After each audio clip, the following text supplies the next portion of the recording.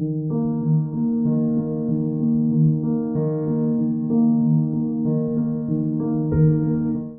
Rules of Love, Hassan, the Beggar, Konya, October 17, 1244. Bristling with irritation, I sat under the maple tree. I continued to be angry at Rumi for his flamboyant speech and suffering, a subject he clearly knew little about. The shadow of the minaret inched its way across the street, half dozing, half eyeing the passerby. I was about to fall asleep when I caught sight of a dervish I had never seen before, dressed in black rags, holding a large staff in his hand, with no facial hair and a tiny silver earring in one ear. He looked so different that I couldn't help fixing my gaze upon him. As his eyes scanned left and right, it didn't take the dervish long to notice me. Instead of ignoring my presence the way people who saw me for the first time always did, he put his right hand on his heart and greeted me, as if we were two old friends. I was so stunned, I looked around just to make sure he wasn't greeting someone else.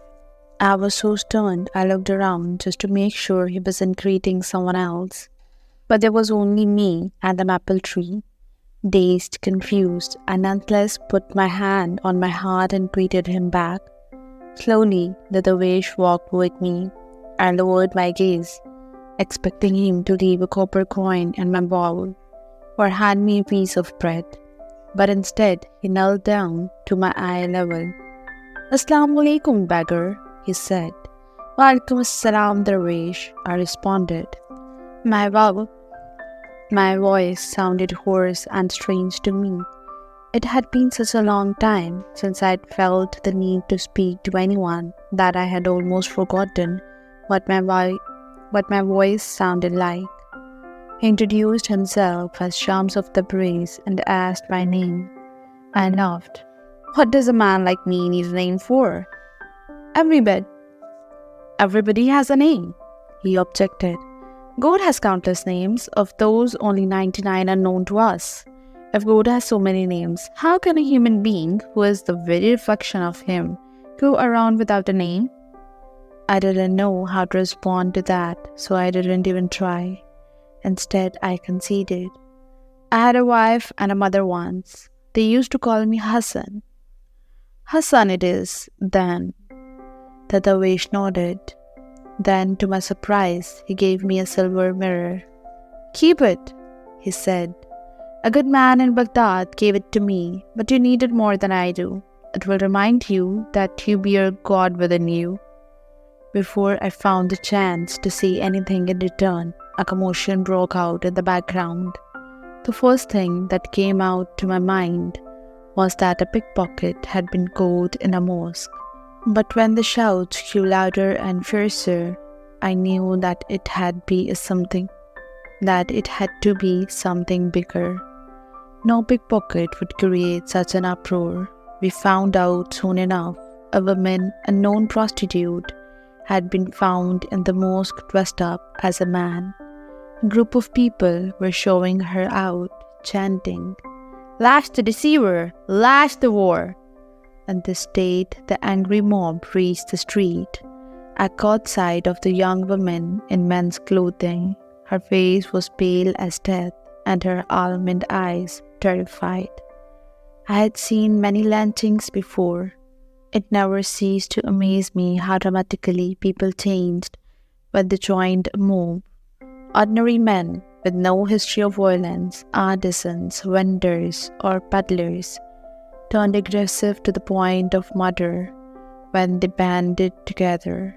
Lynchings were common and ended up with corpses put on display to deter others. "Poor women," I muttered to Shams of the Brace, but when I turned to him for a response, there was no one standing there. I caught sight of the dervish darting toward the mob, like a flaming arrow shot straight up into the sky. I jumped to my feet and rushed to catch up with him. When he reached the head of the procession, Shams raised off the staff like a flag and yelled at the top of his voice, "Stop it, people! Halt!" Baffled and suddenly silent, the men stared at him in wonder. "You should all be ashamed of yourselves," Shams of the Brace shouted as he struck the ground with his staff. 30 men against 1 woman? Is that fair? She doesn't deserve fairness," said a square-faced, burly man with a lazy eye, who seemed to have proclaimed himself the leader of this impromptu group. I recognized him instantly. He was a security guard named Beggar, a man all the beggars in the town knew well for his cruelty and rapacity. "This woman here dressed up as a man and sneaked into the mosque to deceive good Muslims," Beggar said. "Are you telling me you want to punish a person for going into a mosque? Is that a crime?" Shams of the Brace asked, his voice dripping with scorn.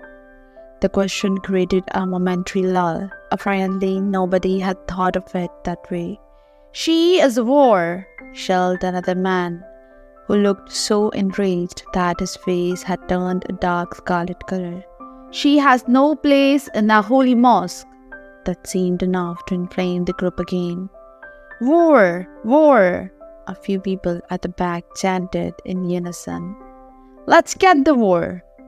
As if that were an order, a young lad leaped forward and grabbed the woman's turban, yanking it forcefully. The turban came loose, and the woman's long blonde hair, bright as sunflower, fell down in graceful waves. We all held our breath, astonished by her youth and beauty. Shams must have recognized the mixed feelings in the air, for he reapproached them without skipping a beat. "You have to make your minds, brothers. Do you really despise this woman, or do you in fact desire her?" With that, the dervish caught the harlot's hand and pulled her toward him, away from the young lad and the mob. She hid behind him like a little girl hiding behind her mother's skirts. "You are making a big mistake," the leader of the group said, raising his voice above the murmur of the crowd. "You are a stranger in this town and don't know our ways. Stay out of this matter." Someone else chimed in. "What kind of dervish are you anyway? Don't you have anything better to do than to defend the interest of a war?" Shams of the Brace was quiet for a moment, as if considering the questions. He displayed no temper, remaining invariably tranquil. Then he said, "But how did you notice her in the first place? You go to a mosque, but pay more attention to the people around you than to God? If you were the good believers you claim to be, you would not have noticed this woman even if she were naked. Now go back to the sermon and do a better job this time." An awkward silence descended on the entire street.